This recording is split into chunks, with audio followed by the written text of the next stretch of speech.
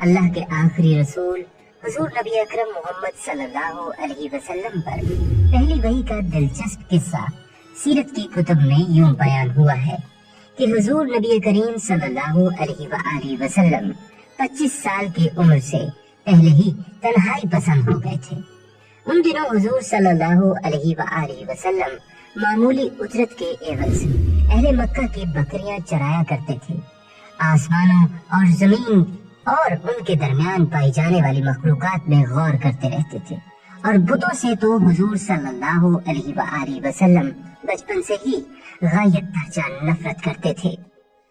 حضور صلی اللہ علیہ وآلہ وسلم نے 25 سال کی عمر میں تجارت کے لیے ملک شام کا سفر کیا۔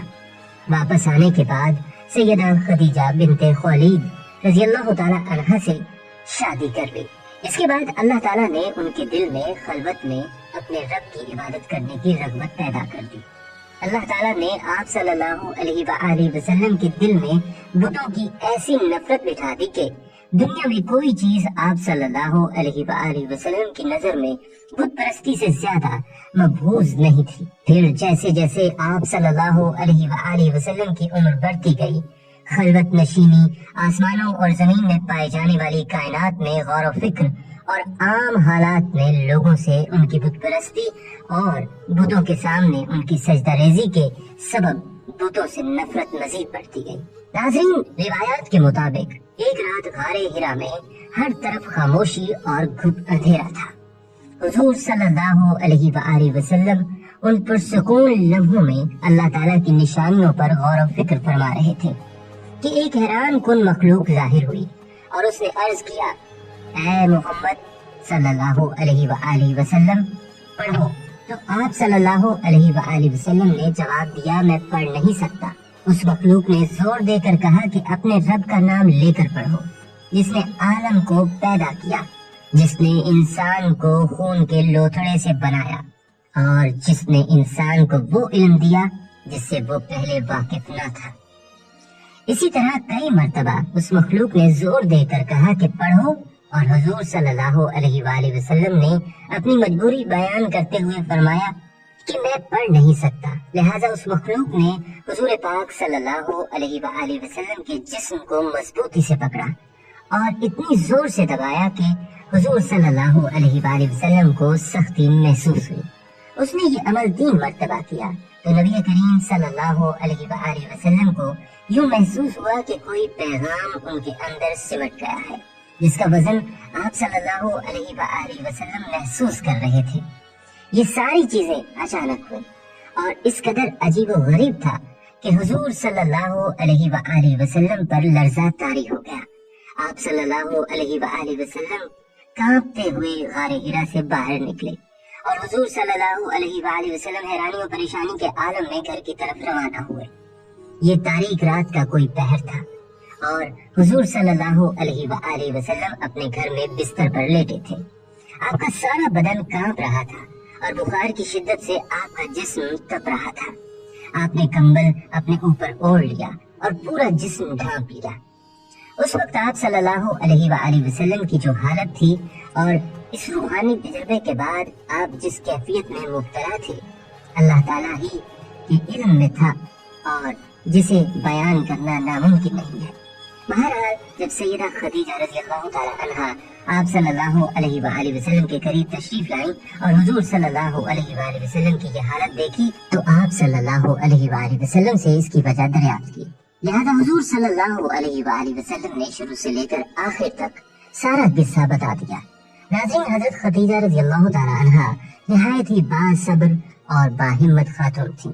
آپ نے اپنے شوہر کو تسلی اور حوصلہ دیا کہ آپ ایک نیک انسان ہیں، آپ تو ایک امین اور سچے انسان ہیں، اللہ تعالیٰ آپ کو کبھی کسی عذاب میں مبتلا نہیں کرے گا۔ ناظرین، یہ عظمت و جلالت کی رات دونوں نے ہی جاگ کر گزار دی۔ اس رات کائنات جامد و ساکت تھی، نہ کوئی حرکت تھی نہ آواز، بس اللہ تعالیٰ کا فرمان تھا اور بندہ خدا سن رہا تھا۔ رات ڈھلنے لگی تو سیدہ خدیجہ حضور صلی اللہ علیہ وآلہ وسلم کی بے چینی کو دیکھ کر بہت پریشان ہوئی اور آپ سے کہا کہ میں آپ کو اپنے چچا زاد بھائی ورقہ بن نوفل کے پاس لے جاتی ہوں۔ تو حضور صلی اللہ علیہ وآلہ وسلم نے جب ورقہ بن نوفل کو پورا واقعہ سنایا تو ورقہ بن نوفل نے یہ پورا قصہ سنا تو کہا خدیجہ خوش ہو جاؤ، تمہارے شوہر کے پاس تو وہی ناموس آیا ہے جو موسیٰ اور عیسیٰ پر اترا تھا۔ لہذا جب پہلی وحی نازل ہوئی، یعنی جب حضور صلی اللہ علیہ وسلم پر سورہ الگ کی 5 آیات نازل ہوئی تو آپ صلی اللہ علیہ وآلہ وسلم گھبرا گئے۔ یاد رہے کہ اس موقع پر آپ صلی اللہ علیہ وآلہ وسلم نے حضرت جبرائیل علیہ السلام کو انسان کی شکل میں دیکھا تھا، ان کی اصل صورت میں نہیں دیکھا تھا۔ اس کے باوجود آپ صلی اللہ علیہ وآلہ وسلم اس قدر گھبراہٹ کا شکار اور خوفزدہ تھے۔ اس گھبراہٹ اور خوف کی وجہ سے دراصل ان کے اندر پیدا ہونے والی وہ نئی کیفیت تھی جسے وہ بیان کرنے سے قاصر تھے۔ روایات میں آتا ہے کہ حضرت جبرائیل علیہ السلام آپ صلی اللہ علیہ وسلم کے پاس زیادہ تر ایک صحابی دحیہ کلبی رضی اللہ تعالیٰ عنہ کی شکل میں آتے تھے۔ حضرت دحیہ کلبی بہت ہی خوبصورت انسان تھے۔ حضرت جبرائیل علیہ السلام کی انسانی شکل میں آنے کے بارے میں حدیث جبریل مشہور ہے۔ اس کے مطابق ایک بدو آپ صلی اللہ علیہ وآلہ وسلم کی خدمت میں حاضر ہوا اور چند سوالات کیے۔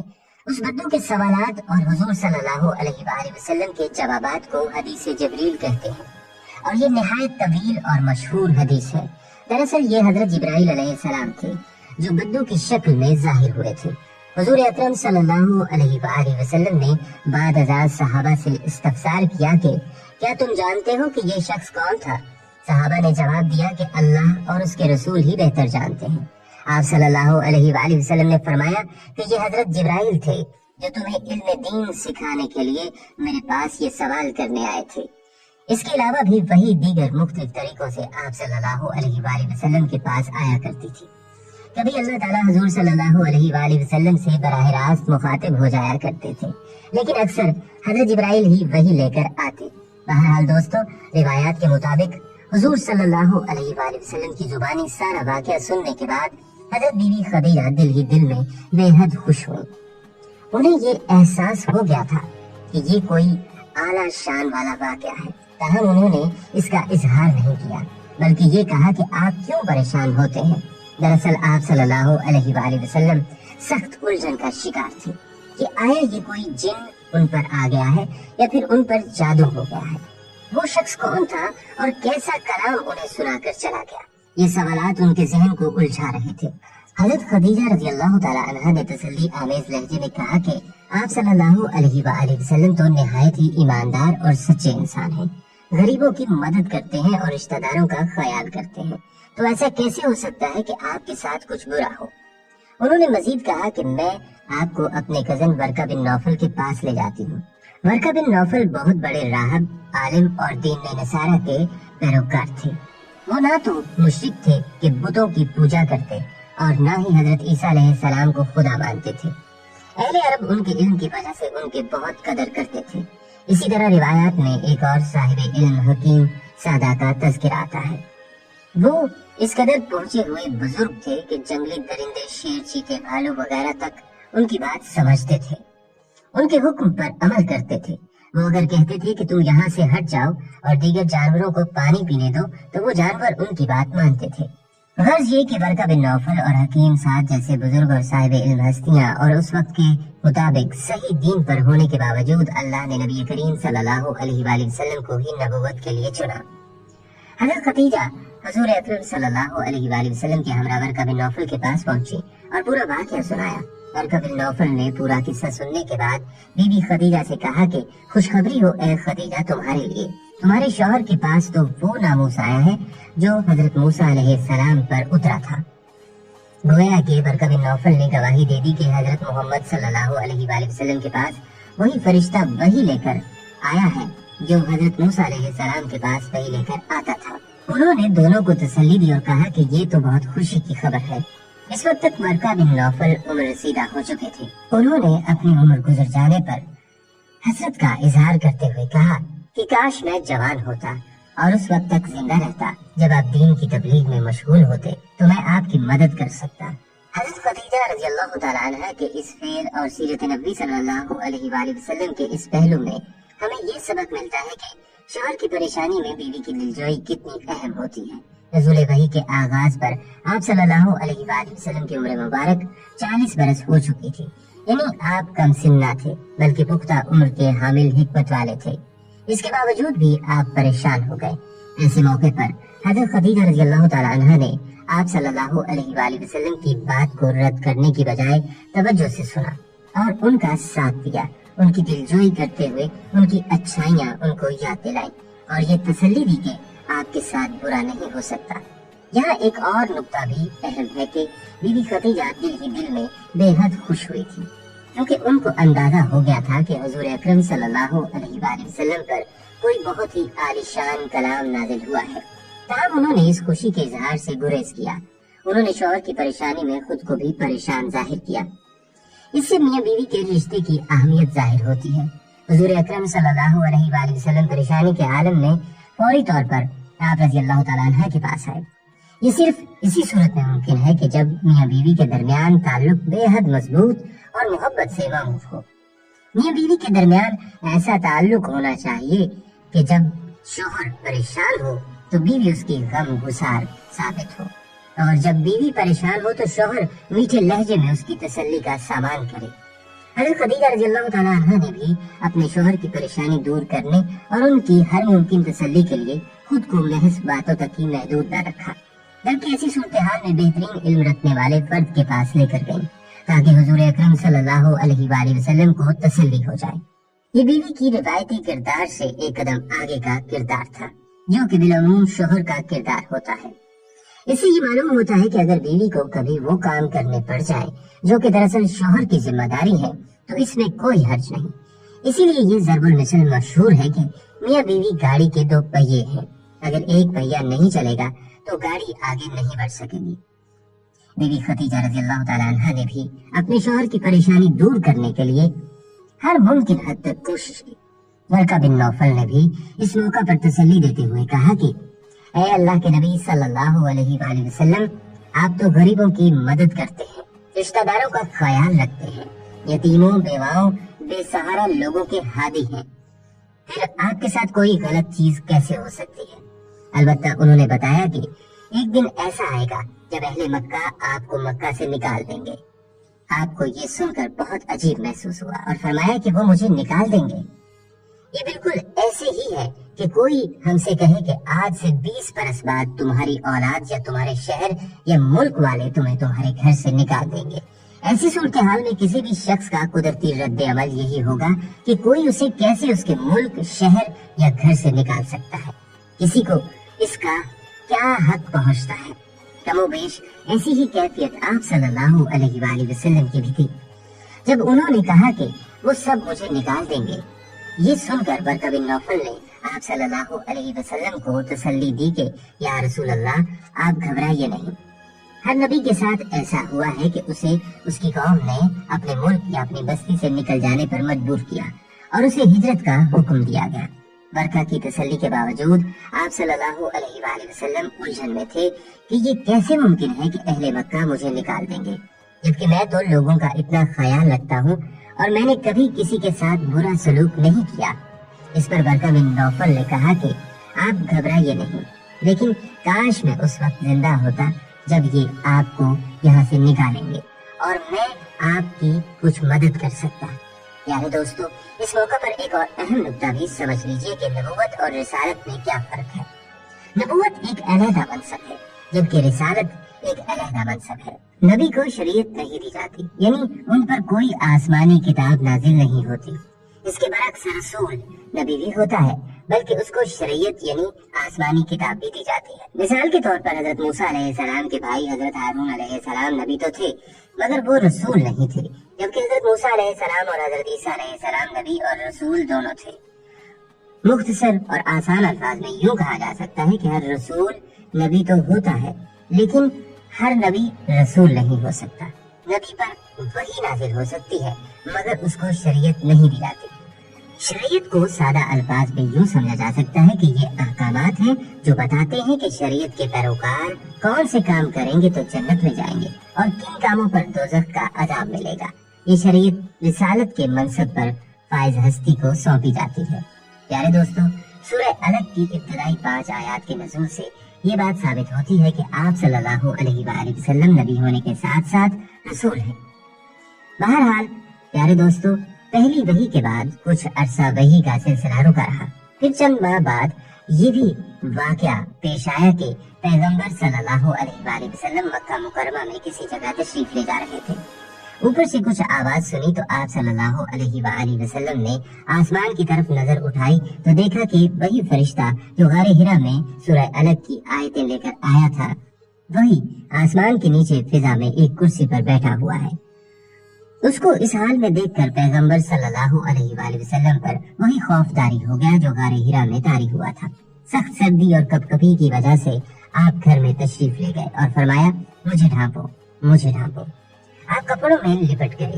اس پر سورہ مدثر کی شروع کی آیتیں اتری اور ان آیات میں حضور صلی اللہ علیہ وآلہ وسلم کو ارشاد ہو رہا تھا کہ اے چادر میں لپٹے ہوئے اٹھو اور اپنے کام کے لیے تیار ہو جاؤ، اور لوگوں سے کہو کہ اللہ تعالیٰ کا پیغمبر تمہارے پاس پیغام لے کر آیا ہے کہ اس کے عذاب سے ڈرو۔ اگر یہ پیغام تم نے سنا اور اس کو مان کر اس پر عمل نہ کیا تو تمہارا انجام اچھا نہ ہوگا، تمہیں دنیا میں رسوائی حاصل ہوگی اور آخرت میں سخت عذاب ملے گا۔ بس اپنے رب کی بڑائی کبریائی بیان کریں، اپنے لباس کو پاک رکھیں، گندگی سے، گندے کاموں اور گندی باتوں سے الگ رہیں، کسی کے ساتھ احسان اس ارادہ سے مت کریں کہ اس سے اس کا بڑھ چڑھ کر بدلہ لیا جائے گا۔ ہمت بلند رکھیں، اللہ تعالیٰ کے لیے دوسروں کی مدد کرو اور اللہ تعالیٰ کی راہ میں جو مشقتیں اور مصیبتیں پیش آئیں انہیں صبر کے ساتھ برداشت کریں اور اللہ تعالیٰ کی مدد کی ہر وقت امید رکھیں۔ جب قیامت آئے گی اور سور پھونکا جائے گا، وہ دن اور اس میں سور پھونکنے کا وقت خاص طور پر مشکل ہوگا۔ جن لوگوں نے دنیا میں اللہ تعالیٰ کا انکار کیا ہوگا ان کو اس دن بڑی مشکل کا سامنا ہوگا اور ان کی جان پر بن آئے گی، اور فرمایا کہ کسی پر ایسا احسان نہ کریں جس کا بدلہ زیادہ طلب کریں۔ کسی کے ساتھ احسان کرنا انسانیت کا تقاضا ہے، مگر اس احسان کے عوض میں کوئی مفاد حاصل کرنا یا اس کی خواہش ہی دل میں رکھنا احسان کے خلاف ہے۔ احسان کر کے جتلانا احسان کو ضائع کر دیتا ہے، اور یہ عدل کے بھی خلاف ہے کہ مہربانی کریں اور پھر اس کا معاوضہ یا بدل طلب کریں۔ اور عدل ہی ایسی چیز ہے جس سے اجتماعی کام آسانی سے ہو سکتے ہیں۔ اگر عدل نہیں ہوگا تو اجتماعی مفادات کو نقصان پہنچے گا اور سارا نظام ہی خراب ہو جائے گا۔ بہرحال پیارے دوستو، یہاں یہ بات بھی واضح کر دوں کہ غار حرا ایک چھوٹا سا غار ہے جس میں بمشکل ایک آدمی نماز پڑھ سکتا ہے۔ بعثت سے قبل حضور نبی کریم صلی اللہ علیہ وآلہ وسلم نے عبادت کے لیے اس جگہ کا انتخاب کیوں فرمایا؟ تو یہ بھی جان لیجئے کہ مکہ اس دور میں بھی ایک مرکزی شہر کی حیثیت رکھتا تھا۔ کثیر تعداد میں لوگ حج اور عمرہ کرنے کے لیے یہاں آیا کرتے تھے، کیونکہ یہ عبادات سیدنا ابراہیم علیہ السلام کے زمانے سے یہاں جاری تھی۔ اس کے علاوہ مکہ ایک بڑا تجارتی شہر بھی تھا اور یمن سے شام جانے والی بین الاقوامی تجارتی شاہراہ کا ایک اہم جنکشن تھا۔ شہر کی اس گہما گہمی کی وجہ سے آپ نے جبل نور کا انتخاب فرمایا ہوگا۔